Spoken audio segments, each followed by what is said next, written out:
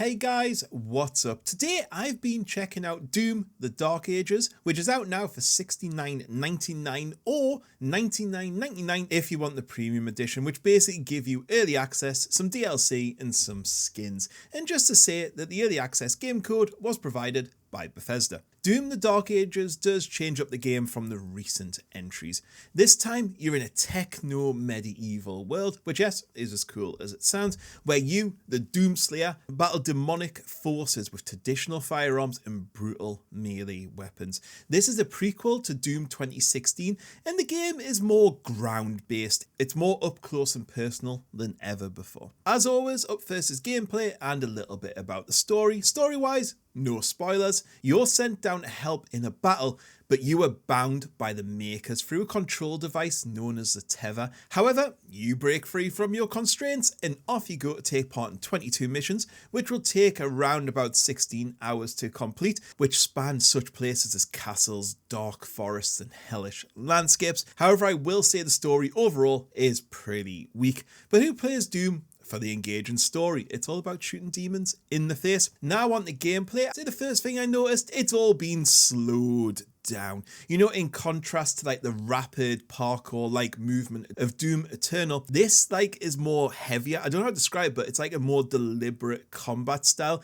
You're almost like a tank. You feel like a tank. You move like a tank. You can't even jump very high. You don't run particularly quick. There's no dodge roll or glory kills or anything like that. You're just kind of like this big tanky weapon. All the weapons in the game are mainly just terrible at range. You have to get up close. And your weapon of choice now, they've kind of turned you into like a medieval Captain America. You have like a shield sword basically, which is your new tool, which lets you block attacks, parry attacks, and you also, instead of just blocking enemies, you can also block projectiles and they'll kind of hit off your shield and go back towards the enemy.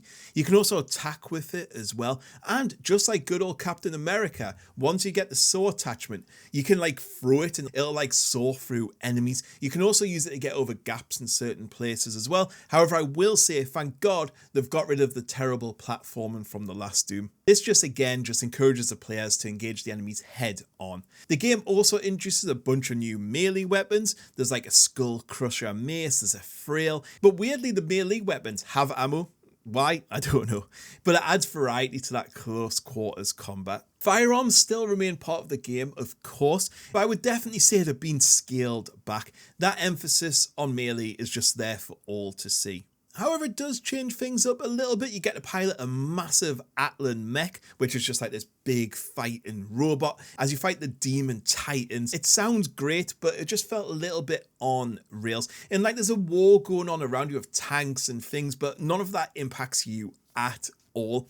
And it just kind of felt like you were a bigger Slayer model instead of something different. You also get to ride a cybernetic dragon. That's something I thought I would never say. It's named Serant. You can use it during certain sections as well. It does break up the gameplay a little bit. It just felt like a bit more like a Call of Duty quick time sequence. It didn't really add that much to the overall gameplay experience. I know the combat's dividing a lot of people. Personally, I thought it was pretty decent on the whole. The slower pace and emphasis on melee, it really is a departure, I guess, but I did miss stuff like the glory kills and then fun weapons to have fun with.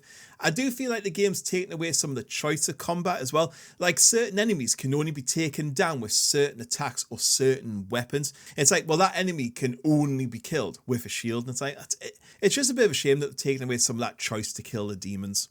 Outside of combat, obviously there's not a whole load to talk about. The game does encourage exploring. There is secrets to find. Just like the older games, you know, you'll have a look behind a waterfall or a wall or something like that and you can find some cool stuff. You'll also find gold dotted about as well. You can use that gold to go to shrines to update your weapons, and it does give you some pretty cool abilities for your weapon. There's no like hub area or anything. You just kind of go back to the main title screen once you're finished. You click play and go back to the next mission. But that did make it feel a bit disjointed, I'm gonna have to say. Also, there's no multiplayer at all, no deathmatch, no anything like that, which again is pretty disappointing. The final thing to mention here is the difficulty. You can completely change it to your liking and I love it when a game does that. So this game gets kudos for that. And it does cater for everyone's skill level. And I think no matter what your skill level is, you'll find a difficulty to suit you. And that is great for bringing people into the game. Moving on to graphics, this game looks awesome. I have to say the environments are stunning.